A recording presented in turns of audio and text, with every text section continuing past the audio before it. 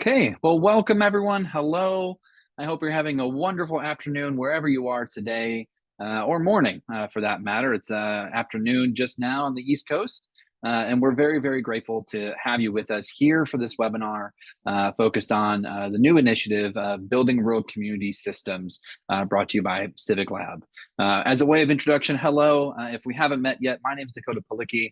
I'm a director at CivicLab. I'm joined also by my colleague, Amber Fishvote, another director at CivicLab. CivicLab is a nonprofit institute based in Columbus, Indiana. And what we really do is we help teach collaborative community teams how to better approach complex social challenges by redesigning the way they work together.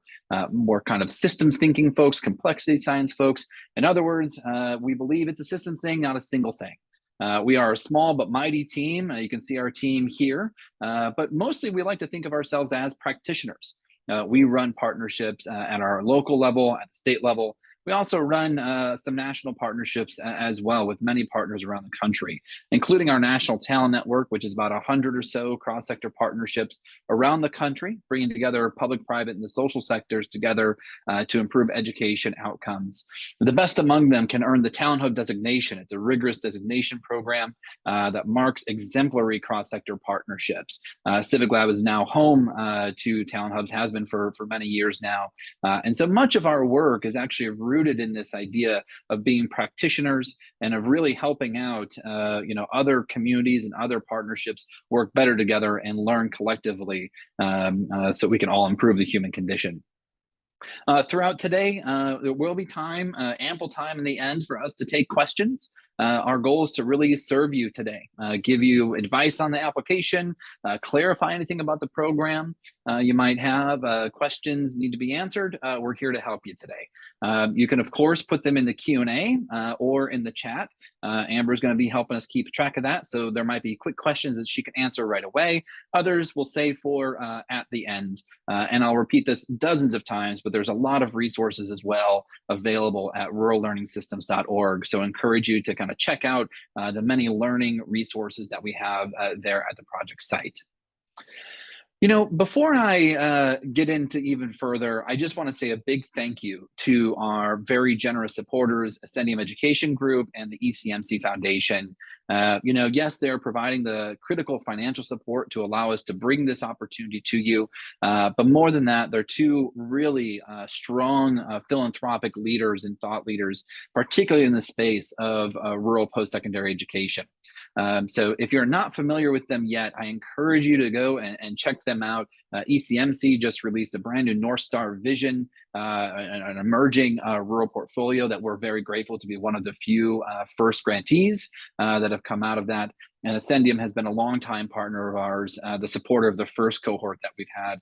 And so we're very grateful for their continued trust and support and continuing this program, expanding the program, building upon the success that we've had in the prior years. So thank you again to Ascendium, ECMC, and specifically Kirsten Yeto and Stephanie Soul from both of those organizations for all their leadership and support.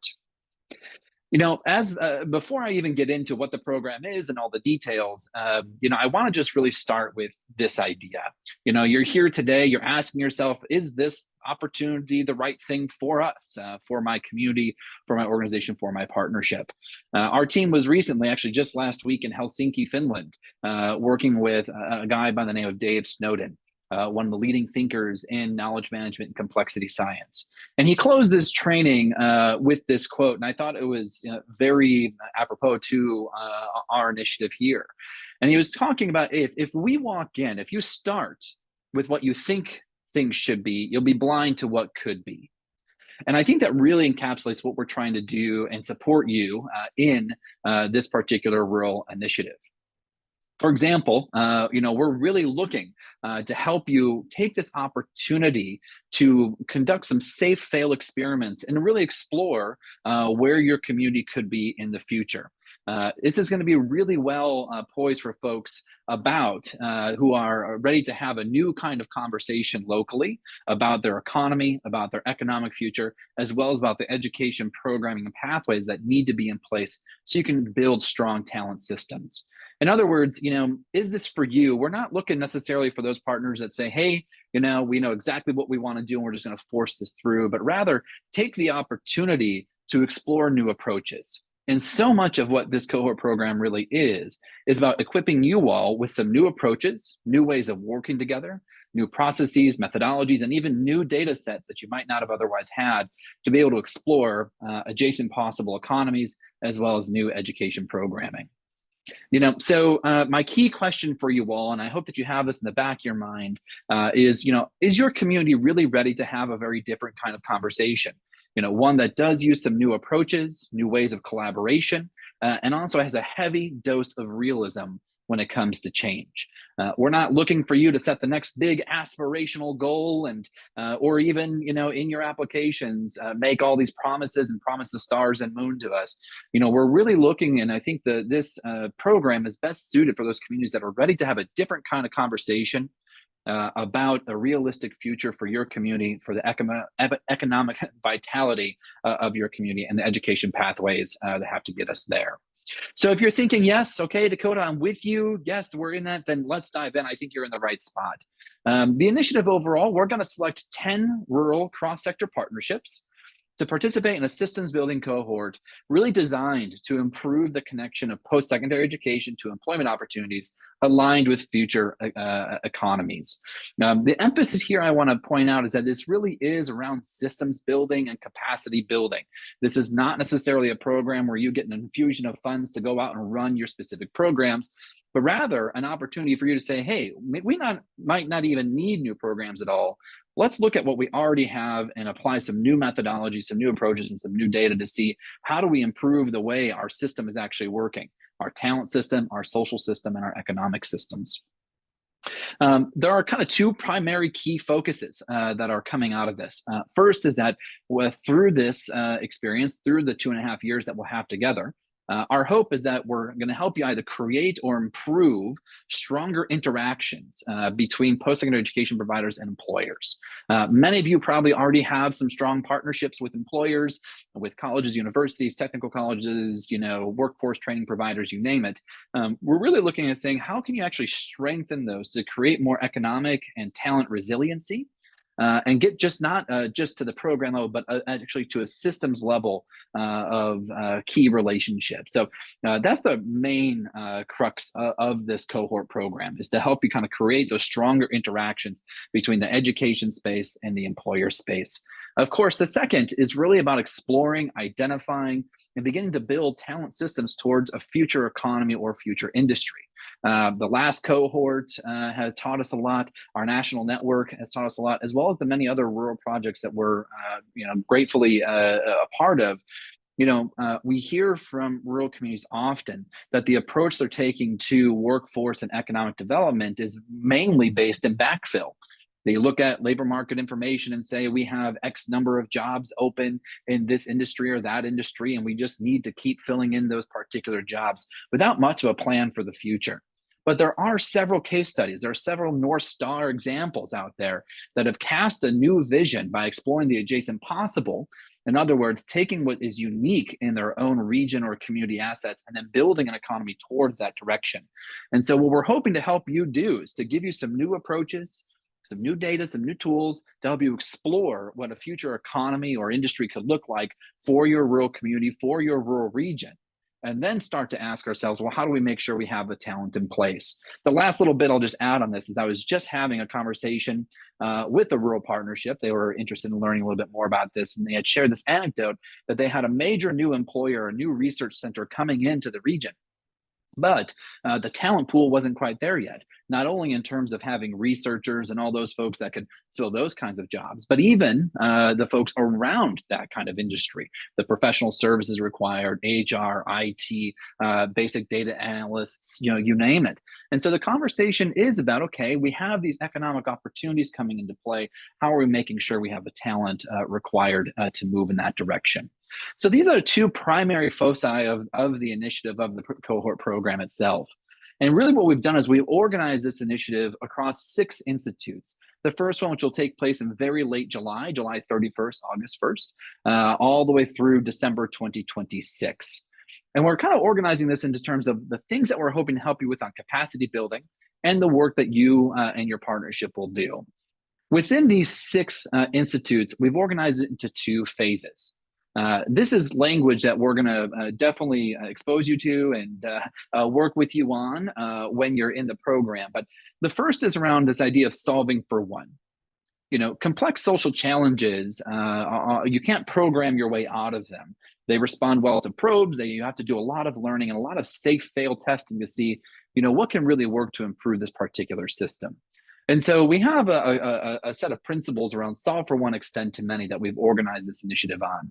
The first step here is solve for one. We're going to spend the first 3 to 4 institutes of time really exploring the ways that you might be able to solve and readdress some of the barriers that are within your education to employment system for one particular person, persona, or group of people.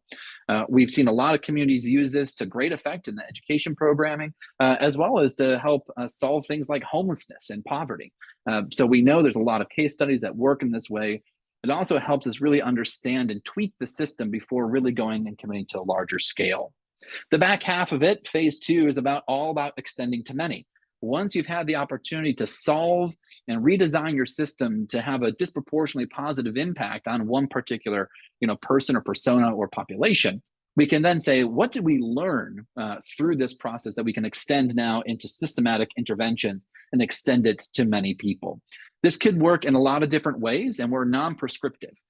So you might think, yeah, we want to start with one particular industry and one particular occupation code. We're going to solve the system for that particular set of people. And then during our extend to many, we're going to think about other industries or other working groups, et cetera. Or it could be a particular population. It could be a particular neighborhood. There's lots of ways to cut this out, and we're going to follow your lead. But really, this whole initiative is centered around this idea of solving for one, extending to many. What that looks like in practice, too, is on the capacity building side of things, each of our institutes has a kind of core theme. We'll start really the first 2 by equipping you with some of CivicLab's premier training and principles and ideas and tools. First is around the stakeholder engagement process, a rigorous tool to help improve cross-sector collaboration, a methodical way to really go about collaboration. The second is around systems building principles and practices, a number of tools, processes, things to really help you really address things at a system level rather than just a programmatic level. From there, Institute 3, we're going to have an opportunity. You're going to be deep into your solve for one at that point. So we'll have some extended practice to say, what does it really look like to solve for one? What are some problems of practice that we might need to address? We'll also introduce the extend to many principles at Institute 3 so you can prepare some of your plans for that. Institute 4 is, again, a deep dive into extend to many and figuring out what have you been doing? What is your work? What are some problems of practice around that? And then 5 and 6 are really all about creating sustainable systems and long-term application of systems building strategies that we have covered throughout the program in complete. What that looks like for you, that's the thing that we're going to be focusing on at each of these institutes. Your general work as a partnership could be organized in these kind of same 6 institute milestones. So at the first institute, you're going to begin exploration and further refining your work plan. Yes, in the RFP, we do ask you for a bit of a work plan, kind of a work plan light. We use that to inform where you're currently at, where you're currently heading, the kinds of things that you're interested in doing. We're going to give you a chance, though, to actually refine and further develop that work plan once you've had the benefit of coming through the training and going through the process. So we're not going to have you committed necessarily 100% to the work plan that you've had in the application, but rather build upon that. Finally, by Institute 2, you'll have been equipped with some new data sets and really kind of concretely decide what your solve for one plans are. What's the particular work plan that you're going to be implementing around solve for one? You'll continue to execute those work plans. We'll do the problem of practice together, and then begin by Institute 4 your extend to many planning if you hadn't already done that by then. We get into the application of execution of those strategies of extend to many, and then doing a lot of lesson capture. Every partnership at the end of the initiative will have the opportunity to pursue the Talent Hub designation if that's of interest. You don't have to do that, but it's something we like to offer to partnerships that go through the cohort programs. I'll also say throughout this, we're going to have multiple case studies written featuring your work, featuring and elevating your partnerships. And we're also working with a wonderful photojournalist and artist to help kind of capture and elevate some of the lessons learned to a national level. So supporting all of this is a group of elevation efforts and lesson captures as well. All of these dates are in that RFP. So I'm not going to spend too much time on it, but I did want to at least put them up here so you can be mindful. The thing I'm just going to add real quick on this that's really critical is obviously this is a quick turnaround. Applications are due May 10th. You'll get notified in June, and then July 31st, August 1st is our first institute. So we know it's a compressed timeline. We're going to ask you to make sure that the people that you're including on your core team, your guiding team, those cross-sector representatives can make these dates. In particular, before you submit your application, please make sure that your core team are holding these dates, knowing that the July and August date is right around the corner. Again, all of these dates are in the RFP. Locations for each of these institutes will be released soon. We're setting the first two locations in 2024, and then we're hoping to actually visit maybe even some of your communities in 2025 and 2026. So we've intentionally held back on setting specific locations for those institutes at this point. The program will conclude December 31st of 2026. In terms of eligibility, again, there's a lot of great information. So let me, in the RFP, so I'll just touch a couple of these kind of a frequently asked question part of this. First and foremost, as a principle, we're model agnostic. What we mean by that is that, partnerships, collaboratives, they come in all shapes, sizes, and forms. Some are tiny, one community, one neighborhood partnership that's backed by a 501c3 organization. Others are multi-county, multi-state collaboratives, that are backboned by a college or university or an economic development organization or a chamber of commerce or a community foundation. Whatever your partnership structure is, we welcome. We are completely agnostic to the kind of model that you're using. You could be collective impact, you could be not collective impact, whatever your thing is, that's okay with us. There are some things that make that you do have to kind of meet that are not necessarily an operational model. First is that it has to be a cross-sector partnership. So the group has to be a convening of the public, private, and social sector together. We go into specific here on the education and private side. I'll add the social sector bit of this. A lot of this kind of systems work does include things around overcoming financial obstacles, housing obstacles, all those kinds of things that we know the social sector provide. So be deliberate in that side of things as well. We do require that at least one post-secondary partner, training provider, education provider is part of the group. It could be a higher education institution, community college, state college, technical college, four-year university, etc. It can also be a workforce training provider, a set of workforce training providers, a coalition, but there does need to be some group of folks. It can be multiple, by the way, which is limited. The minimum is one. There's no maximum. For people that are providing post-secondary training education. Similarly, there must be at least one employer or industry group there on your core guiding team. We know that in a lot of these kinds of more education-rooted things, our employer partners sometimes aren't fully engaged. This one is going to be a heavy emphasis with them at the table. So it's going to be very important that you have at least an employer or industry group there at the table. One other note on this one is that you're going to want to have an employer that's willing to look internally at some of the own things that they do when it comes to talent development, talent recruitment, and talent retention. So be mindful that as an employer partner, so when you're working with an employer partner, this isn't going to be kind of a checkbox engagement. There will be some things that they're going to be pretty active in. You might even consider too, as knowing that there is an orientation towards future economies and the development of future economies. You might even consider, what employer or employers might be interested in that particular conversation. So be deliberate about what you're going to be thinking when it comes to your private sector partner. Finally, from a stakeholder engagement, composition perspective, we do want to make sure that there is someone from economic development or your partnership already has the ability to guide economic development plans. We want to make sure that you're not stuck in the position of doing all this great work and learning all these new approaches, getting all this new data, and then screaming into the void, hoping your community follows. So sometimes that might mean making sure someone from the Economic Development Authority or whomever it is at the table with you. Others of you might already be kind of rooted in an economic development partnership. So we just want to make sure that that connection's there. This is obviously rural focused. You can be located in a rural community or rural serving, and I'll talk a little bit about what we mean by rural in a bit. We also ask you to identify a data lead. Could be a personal organization that serves your whole partnership. The reason we're asking for this is because we do have some new data and some new data tools that we're going to be providing to you. So it's not even like we need your data, it's the opposite. We want to make sure that we can deliver data to you in an effective way. So we're asking you to identify a data lead. That's going to be best someone who is pretty familiar with labor market information, with some post-secondary attainment information, and some census information. So having some skill set around that's going to be important. Be deliberate. Again, we're not asking you for very much data, but instead we want to make sure that we have a regular point of contact to provide you our strongest data tools we can. And as a technical note, the lead applicant must be a 501c3 organization. I know we've gotten some questions about this already. It's okay if you're using a fiscal intermediary or a partner organization, but the person receiving the subgrants does need to be, or the organization rather, needs to be a 501c3 organization. You know, all of those technical details aside for a minute, I think there are two key pieces that we also look for in terms of eligibility.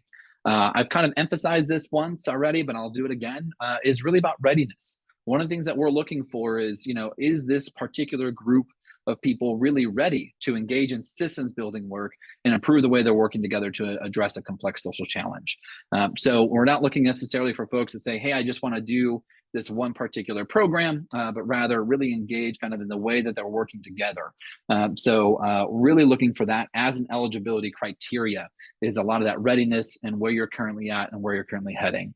Similarly, around collaboration, we are looking for those, of course, who are ready to collaborate, who are ready to answer the question, what can we do together that we could not do alone? But part of our analysis is also looking at folks that in partnerships that have already done something together.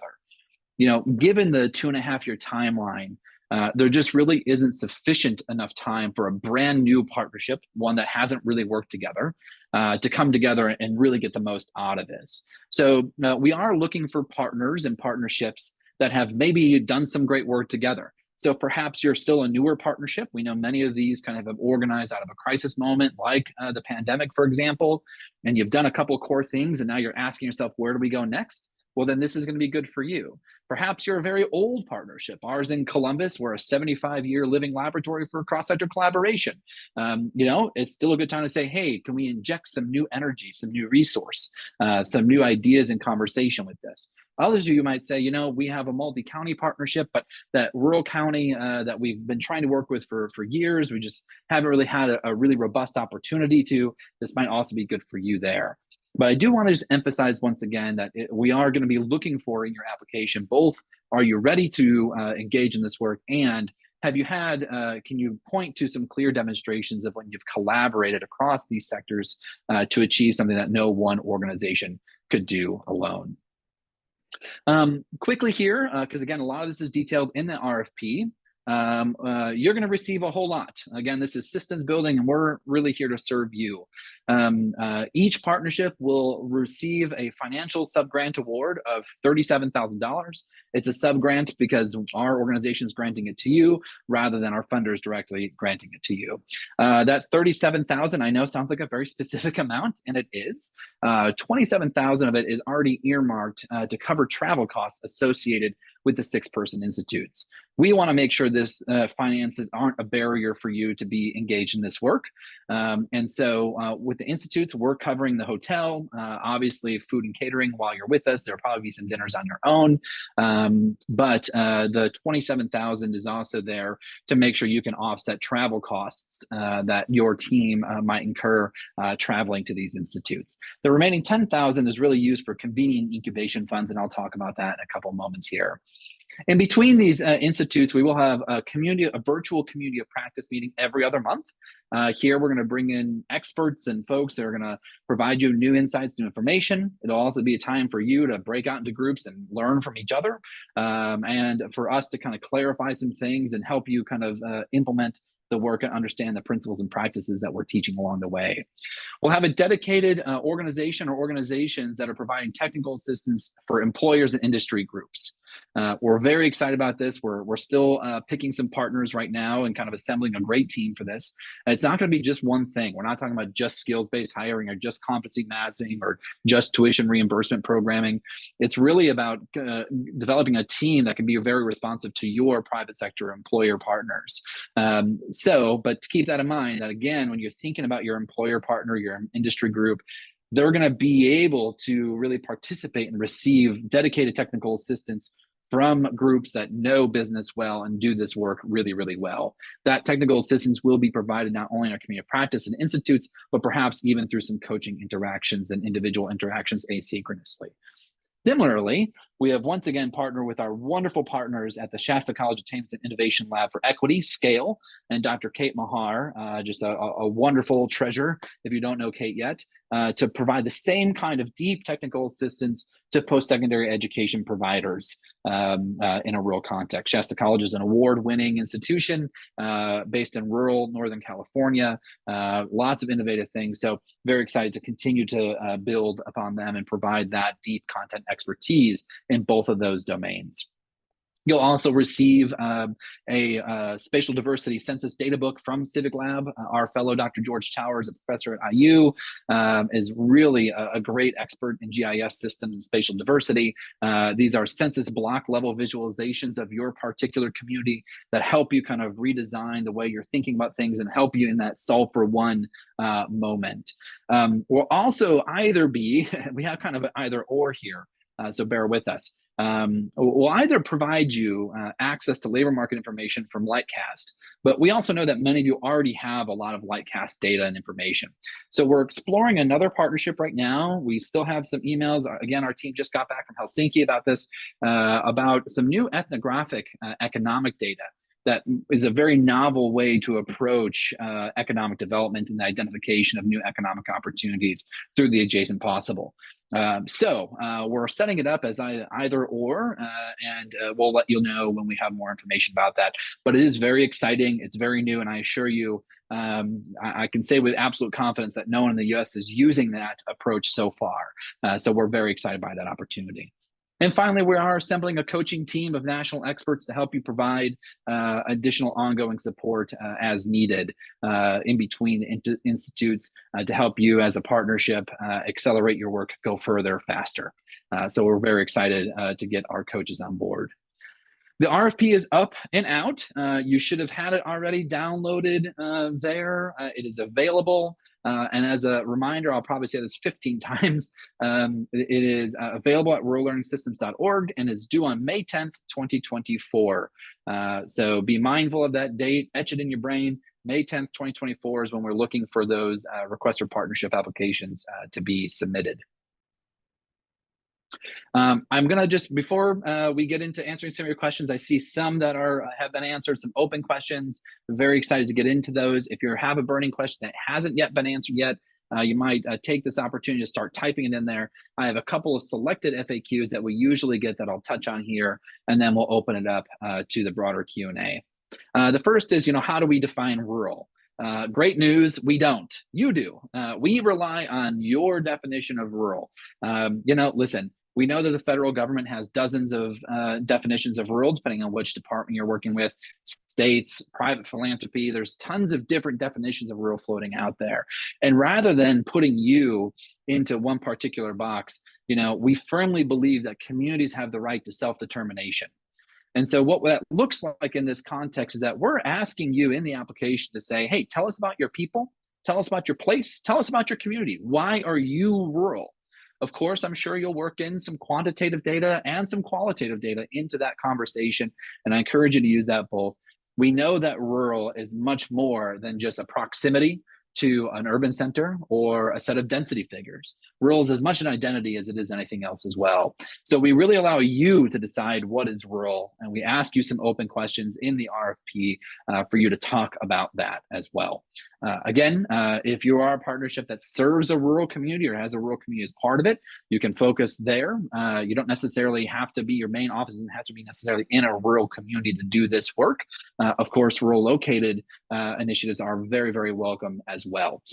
So we don't decide what rural is, you do. The last bit I'll say is that, if you want to dig into the many definitions of rural and look at some other data sets that you might not have had access to, on rurallearningsystems.org under our Learn tab, there's a whole separate tab called Defining Rural, where we've put in a lot of great resources to help you use different data sets and different thinking around how we might define rural. So if you're looking for new data, you're looking to kind of plumb some resources, we have some great ones over there. Check them out. And if you're stuck or in doubt, just email us. We're happy to help you out and think through those questions with you. As I mentioned, every partnership selected will receive $37,000 grant funding. How can it be spent? Again, the primary function of this is to offset travel costs to attend institutes. We want to make sure the cost of travel isn't a barrier. And so we want to make sure that you have those kind of resources that is not only for you, the lead applicant, but also for your partners as well. We kind of have allocated that around 27,000 out of the 37,000, remaining 10 grand then can be used in a couple of different ways. One is that we know, getting together locally, isn't free. Collaborative work is often treated like the 11th thing on a 10-item to-do list, and is rarely in our 9 to 5s. So we know that sometimes your partnership just needs a little bit of money. Maybe it's to get a particular space, or for a bit of technology, or just to recoup people's mileage, whatever that needs to be. We know that meeting together in your community, this work is very much what you're going to be doing. So we want to make sure you have the financial support needed to convene folks locally. And others say, hey, listen, we really don't need a lot of money to convene locally, and we kind of have some other funds for travel that we could spend down. So that's why we also offer some very flexible kind of orientation around, you could also use this to incubate or accelerate some of your strategies. We're happy to talk through what that can look like with you. I will just say, because of the constraints of the funding itself, our funds can't be used to support any lobbying, advocacy, religious activity, or political activity, including voter registration. Further, no funds can really be provided to provide direct support to students. So scholarships, waivers, gift cards, textbooks, technology, those kinds of pieces. So when we're talking about incubating and accelerating strategies, we are talking about a system level strategy. I know it's kind of our language, and that's why we're not asking you to complete a budget for your RFP. We'll get into this as part of your refinement of your work plan. A budget will be submitted for how you want to spend those funds. So those are the ways that you can spend the funding. Encourage you to ask any questions that you might have on that as well. And then I just want to touch a little bit on what some of our review criteria is. I already mentioned readiness. I've mentioned a couple other things, but I really want to just touch on a couple of things here for you. We do bring together a team of experts and practitioners that look for a variety of elements across our rubrics. But the three that I want to highlight is, one, first and foremost, our first question we ask and the last question we ask is, can CivicLab serve this partnership? We're here to help. We're here to serve. That's really what we're trying to do. And so if we feel like, hey, you know what, this isn't really a partnership that's going to benefit from being part of this, we're going to be candid with you. We don't want to waste your time. I think all of us have been part of initiatives that we kind of scratch our head a year in and say, why did I even get into this thing in the first place? We never want you to be in that position. So our first and last question always to ourselves is, can we serve this partnership well through this particular program? The second piece is around team composition. It's really important that you're building the right team, the core guiding team that's going to be going and participating in these institutes and then participating in all the services that will be offered through this, that is aligned to your particular goals. So please be mindful of including those core partners, post-secondary, employment/private sector partners, and economic development folks, but be very mindful of the team that you're putting together. I'll also note, this team doesn't necessarily need to be the CEOs of everything organization. In fact, we're pretty big believers in change happens middle up. Yes, of course, your senior leadership should be aware of this and supportive of what you're doing and signed off. We trust you to engage senior leaders. But by team composition, we don't necessarily look for the CEO of everything. It needs to be right to you and right in your context. If that does mean the CEO and superintendents and presidents of things, wonderful. If it's not, that's okay too. We don't really heavily weight on title alone. Finally, the thing we really look at is what your current progress and directionality is. We're very model agnostic. We're here to really support you. And so we really look for in the application to understand and better understand your current progress and your directionality to understand if we can best support you. In other words, again, don't promise or feel like you need to promise us the moon in this application. Tell us where you are. Tell us what current conversations, tell us about where the current energy is, what their current opportunities are, and be honest about some of the challenges that you're facing. Because we do have a lot of flexibility in the program to design this around you. And so we want to know where your current direction and where you're currently progressing to help you get to the next step. And then once again, explore that adjacent possible.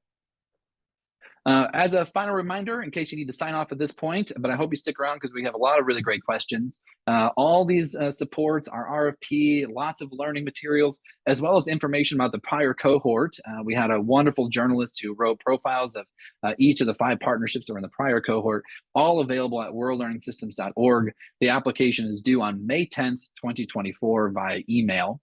And with that, Amber, let's turn to questions. Do we have some good questions coming in? We have some fantastic questions, and we've been answering some, but wanted to leave a few of these open to address because I'm sure many of you have them. So the first one is talking about stage of readiness. So they were asking about what stage of maturity or readiness are we looking for? Early stage, late stage collaboratives, such as that. It's a wonderful question. We have an internal kind of readiness, rule of thumb kind of thing that we use, and kind of has levels 1 through 7. We're very careful. We don't rank communities at all. But you can think about it as like, number 1 being, hey, there's a couple of us at a happy hour having a conversation, and we have a clandestine group kind of happening all the way through a fully structured, we're solving poverty, kind of collaborative. So I think really what we're looking for is a collaborative or a partnership that already has some key people in place. They have done something together already that maybe is at the systems level and not just around communicating or program level improvement, but actually getting to systems level improvement. Is pretty familiar with sharing some data and information with each other. It doesn't necessarily have to be a full-on data sharing agreement where we're sharing sensitive student data, but there's at least a good practice with each other that, hey, we trust each other. We're sharing some information that might be helpful. And again, a team that's already a little bit familiar with each other. Now, take all of this, though, with a grain of salt. And this is where it does get tricky and nuanced. Because we know that in many cases, let's just say there's a 10-county collaborative, for example, and maybe in 4 of those counties, it's a very, very strong historic partnership, but 6 counties, kind of off and on, and maybe there's some spots here, some spots there. We're still very open to that kind of thing as well. If there's already a really good set of collaboration and a good kind of existing collaborative structure that wants to be extended into a rural county. I think the thing that we're really trying to avoid is if you're trying to jump into this work and you haven't had any collaborative conversations before, or this is the first time the partners are working together, you're probably not going to get enough out of this. There won't be enough time for you to fully benefit out of the program. And that's the thing I'm most concerned about. Because we're asking you to do the solve for one acts pretty rapidly, you kind of have to have a bit of familiarity with each other. The last thing I'll say is that if you want to test anything out or just have a quick, candid conversation with us about where things are, we're here to help you be successful. We want you in this program. You can always reach out to us via email, and we can hop on a call, and we'll give you your honest assessment. We don't want to waste anyone's time with anything. So we're more than happy to give you an honest assessment about where you're at if you want to dig into partnership maturity or readiness at a deeper level. Great, thank you. The next 2 go kind of hand in hand, so I'll put them together. So could you clarify employment industry group? Does that mean a single employer or industry group such as chambers? And kind of a follow-up from someone else was asking, are there requirements or preferences around what industry is being served? Great questions. There aren't a lot. We are intentionally open because we know every community is different. It can be a single employer. I'll use I'm hesitating to use any examples because I don't want to anchor you all, but let's just take, for example, hey, you have a major health hospital system or a hospital, maybe a major manufacturing hub, something there that you're like, yeah, we really want to do this. That's great, because even if it's with a single employer, that's where you can really dig deep into that solve for one kind of work. How do you solve the education and talent system for this one particular employer?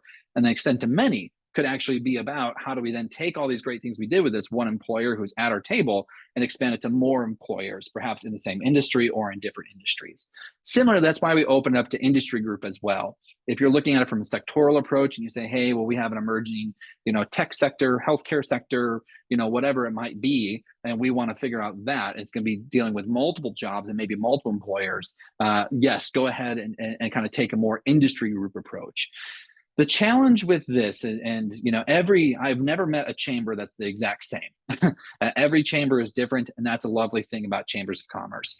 So you really have to ask yourself, if it is a chamber group or another industry group, one, do they have enough convening power to actually help some employers change their own practices? So again, we're going to have some pretty robust technical assistance for employers that will get into around talent development and talent retention kind of strategies. For example, you might have an employer that says, gosh, I have this really strong incumbent workforce, but we have some new skills that need to be retrained or retrained for, or there's an emerging kind of thing that we need to make sure we have a new talent pool for. That employer might need to take a look at their internal training offerings, their tuition reimbursement programs. They might look at job codes and competency mapping so we can map it onto education programming. So I'm giving you all those examples to say that's probably the level of depth that you're going to want to work with an employer partner on. In other words, you don't want necessarily an employer partner who's just going to be a consumer of talent, but actually a contributing partner into building a stronger talent system. Some chambers are well positioned to do that work. Some aren't. I think you all need to be honest with yourselves about that. One way is to say, yeah, let's include the Chamber of Commerce, and maybe that chamber partner could get you one or two employers that also want to be part of this as part of that incubation part of the strategy. So there's no limit on how many partners you can have in this cohort, to be clear. We know that rural communities come in all different shapes and sizes, which is why we put the minimum pretty low to say, hey, at least one. But you might say, gosh, we have this big play around an emerging biofuel industry here. We want to get our Chamber of Commerce, our Economic Development Agency here, and then maybe pick one or two employers that we're going to test some of this out with. So I hope that gives a little bit more clarity into that question. And then I think the second question is requirements around industries being served. We don't have any requirements or preferences. Instead, for us, it's about what matters most to you in your community. That's the best thing I could say. Our preference is your preference. We want to follow your lead on that. So we're not walking in and trying to be this all about healthcare or education or what. It can be whatever industry that you're already focused on that's right for your community. Great, thank you. We've got one more question at this time, and it's talking about the subgrants and kind of partner strategy. So it says, with the subgrants of 37,000, is it a good idea or a good strategy to have more or fewer partnerships, as that will directly affect the total amount of funding requested? So I think great question. Yeah. So there's no need to request funding. Everyone gets $37,000, period. So that is the maximum amount. That's the minimum amount. That's the amount that you will get as being part of this, period. In terms of strategies, we really don't actually focus for this purpose on the money itself or how you're going to be using the money. That's kind of a technical thing that we deal with once you're selected in. And so from a strategy perspective, there really isn't any necessarily benefit for you to reduce your partnership or either way from a monetary perspective.